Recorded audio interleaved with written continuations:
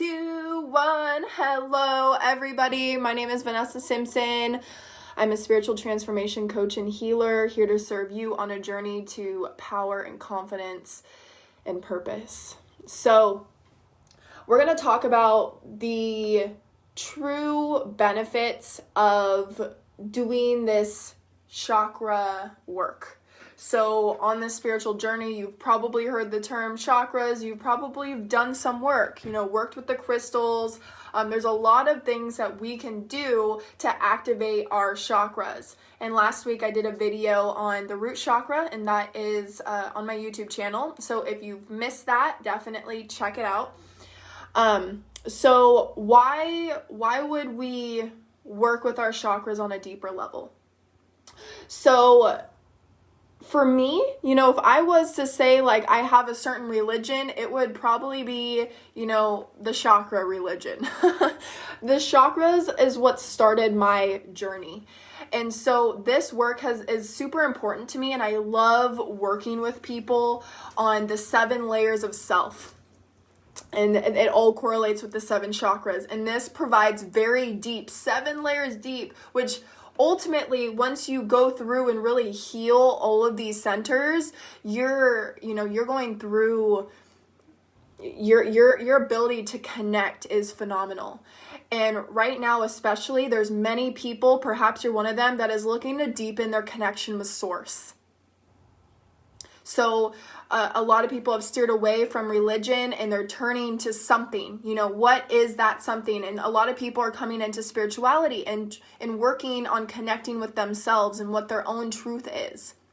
And this journey of going inward has been extremely powerful for me, and stepping into my higher purpose, quantum jumping, and helping people really reach their fullest potential, while at the same time I am reaching for mine and living my dream life, right? So when it comes to the sacral chakra, so again, I talked about on my last video that's on my YouTube channel for the root chakra, and the emotional work is extremely important for us to do. Yes, the sacral chakra has a lot to do with movement and connecting with the body.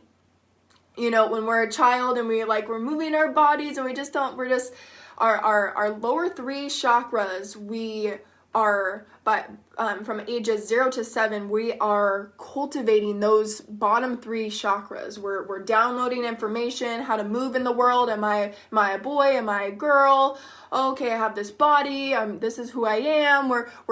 We're starting to develop those senses. We're starting to develop these centers. So working with the sacral chakra has a lot to do with movement and flow. And this is true. And it also has to do with pleasures in life. So healing our relationship with the pleasures in life, therefore our attachments to them. This includes food and sex, drugs. There's so many different types of addictions that we can have. And a lot of this stems from the lower 2 chakras when it has to do with addiction.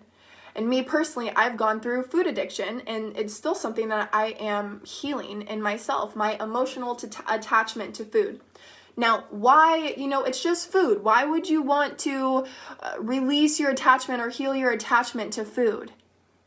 Or even sex or drugs? Like what, why would we want to do this? And it's important to get clear and ask yourself, if you are seeking to make a change, what is the reason why? Why am I seeking to make this change in my life? So the emotional attachment to food, for me, it brings me comfort. I grew up an only child, so my best friend became food. It gave me what I needed at that time, and it served me in a certain time and place. And so that's important for you to remember when I'm going to share with you an exercise and truly healing your sacral chakra. We have to do the emotional work. And for me, emotional and spiritual go hand in hand together. When we're healing our emotional body, we're healing our spiritual body. We're able to tap in and embody our higher self when we heal the density in our emotional and mental body and physical body. It's all connected. So releasing and healing the attachments that we have to certain pleasures, this is important in healing the sacral chakra. And also, what's super important is healing guilt. So there is a lot of guilt, especially as we get older and we look at our life and the decisions that we're making that we, cultivated throughout ages 0 to 7 of how to be and do and have in the world. So we are still functioning off of those programs which served us in a certain time and place. But if you're watching this video, most likely you are seeking to align with your higher timeline. You are seeking to align with your higher purpose in this life and experience joy, love, happiness, and abundance, right? Yes. That's why you're here. That's why you're watching this. So with that being said, healing guilt, when this is the exercise, and it's extremely powerful, and it's something you want to do every 3 months.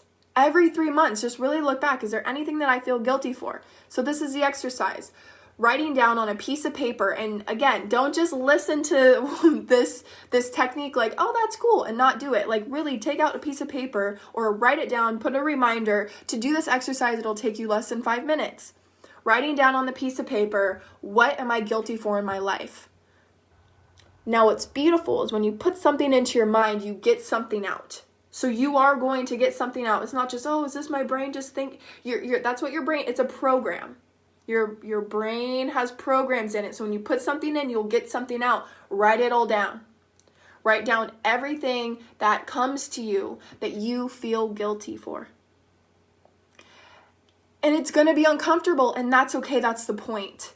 To heal it, we have to feel it, right? So allow those feelings to come up in your body. Allow yourself to experience these feelings. And after you've written all that down, look at it. Feel it in your body. Breathe into your body. And ask yourself, now, is this truly serving me? And recognize that this at one time, feeling bad for, eating that chocolate cake at 11 o'clock at night, it served me at a certain point in time.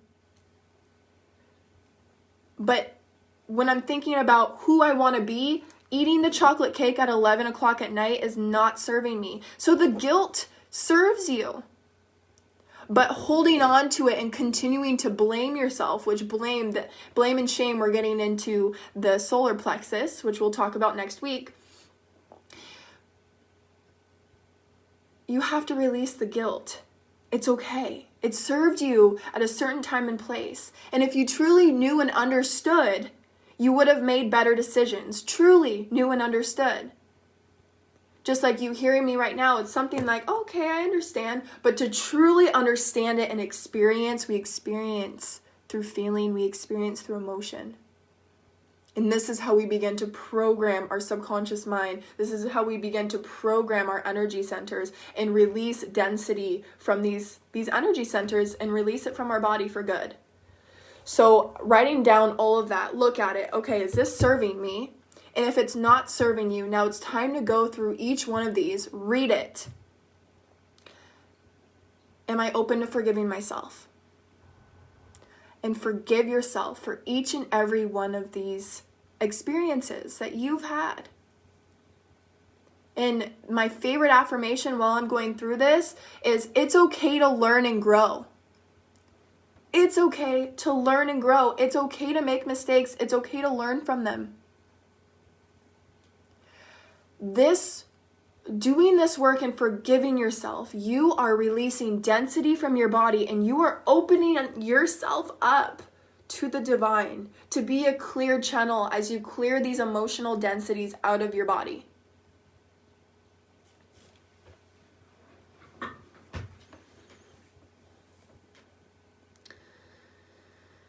So,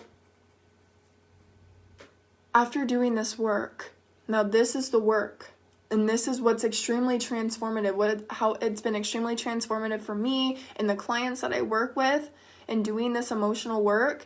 It's so healing. And as we forgive ourselves, we open ourselves up to freedom. We free ourselves from our own bondage.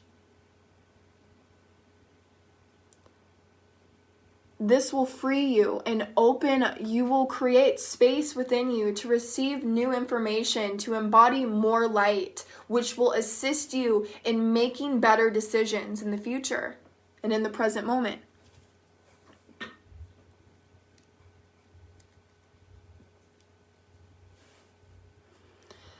Then you're going to be able to feel more when you release these densities out of your field.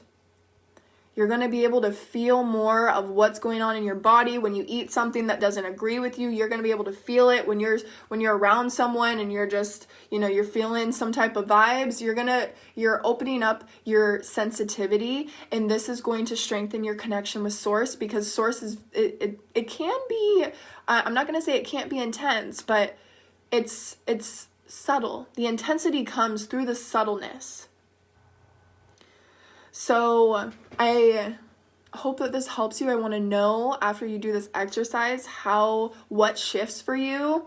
For me, I was housing a lot of guilt in my kidneys, which ended up being a kidney infection eventually. And then I realized, it's the guilt that I attracted that experience of a kidney infection because I was holding on to so much guilt. Even just with food, guilty pleasures. So going through and forgiving yourself and letting that go, you're opening yourself up to the bigger picture.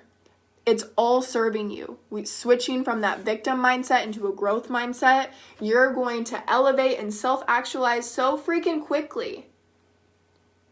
When you release yourself from the bondages that you've placed on yourself and take responsibility for those limitations, that bondage that you have placed on yourself.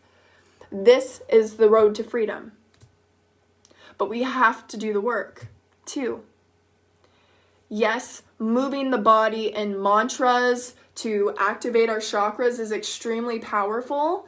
But on top of doing that, doing this emotional work, working with a healer or a coach to hold space for you so you can truly, deeply connect with your wounding and release it from the body and move forward with guidance and insight, you quantum leap in your life.